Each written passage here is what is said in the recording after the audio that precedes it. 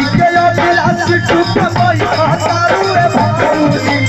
अच्छा शादी के अभिलाष टूट गई खतारू रे भौजी बलमुआ मिलाल और गाड़ी के तरफ से बलमुआ मिलाल सरपंच ना मुखिया आप बलमुआ मिलाल मुखिया यही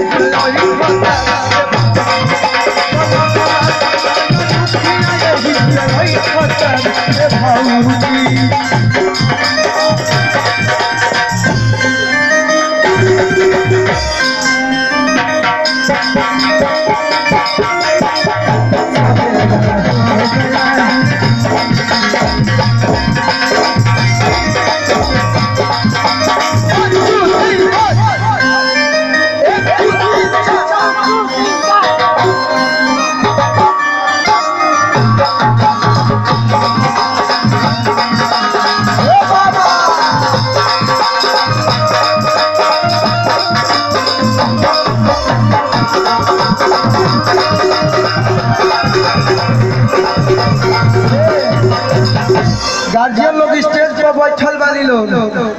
देखिए मुखिया के छाव भाव आराम से ध्यान से सुने के बगाना कि चारू भर के सिकड़ी पेन्हलू 14 भर के पायल पायल है कि पूरा पूरा बाजार लेके चलत है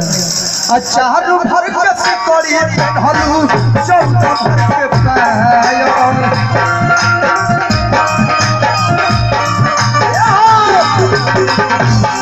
पंच सोना पांच लोग के कर दारू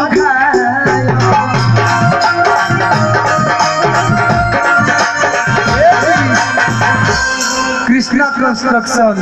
प्रोप्राइटर पिंटू सिंह जी की तरफ से बहुत सारा प्यार आशीर्वाद चकबैरी यहाँ घुसाला मोबाइल वही हाँ दोने ना फला स्लाइड मारता है यो शर्म आती है गुड गुड लगे रहो मुन्ना लागल रहो गोल लगता रहो खाना खइबू लिट्टी रखले बानी पीछे 3 गो खिया के लिए और कुछ बोले पानी वानी पियबू कुछ पानी पियबू चलबू साथे माई बाबू ने खन भरे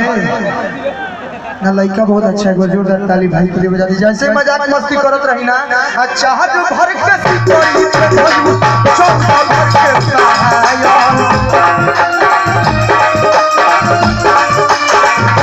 पंच सोना पांच लोग के कर दारू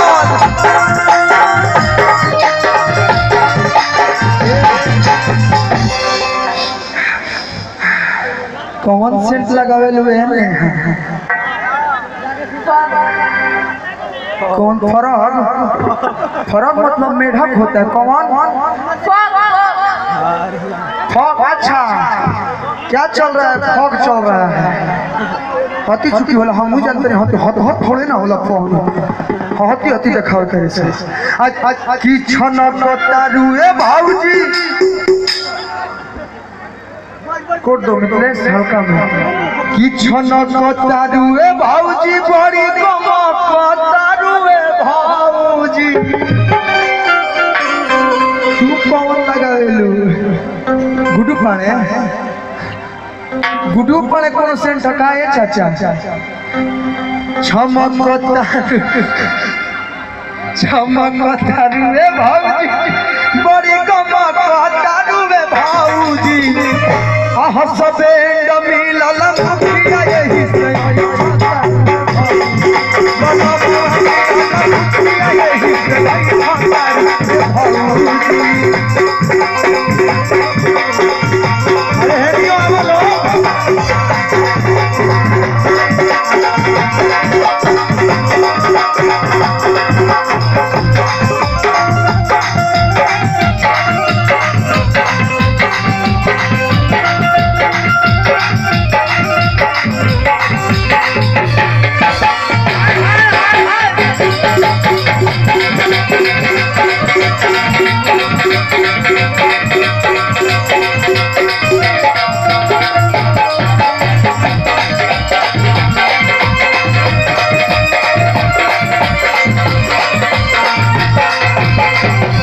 बड़ा का खा पी के आई बड़ा अंकल ए हो अनु कि नमक रेस्टोरेंट में रोजे चाप बैठ बहुत अच्छा कर रहा है कि नमक रेस्टोरेंट में रोजे चापतारू ढोसा मन नहीं खेबावत तहरा हसपुर के समोसा एजा के प्रसिद्ध कौन चीज हो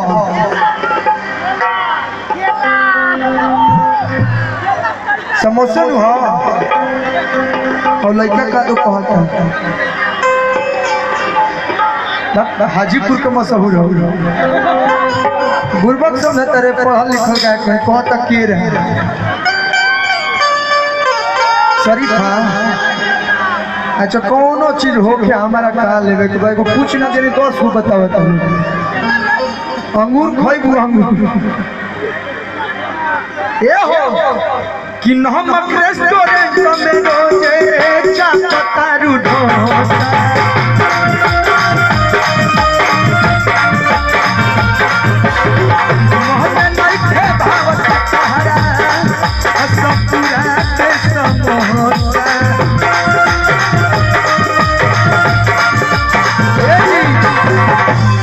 कहेले गुडू बोलू तो धन कतारू में भाऊजी कहेले गुडू बोलू तो धन कतारू में भाऊजी बलमुआ हई भतार मिलल मुखिया यही से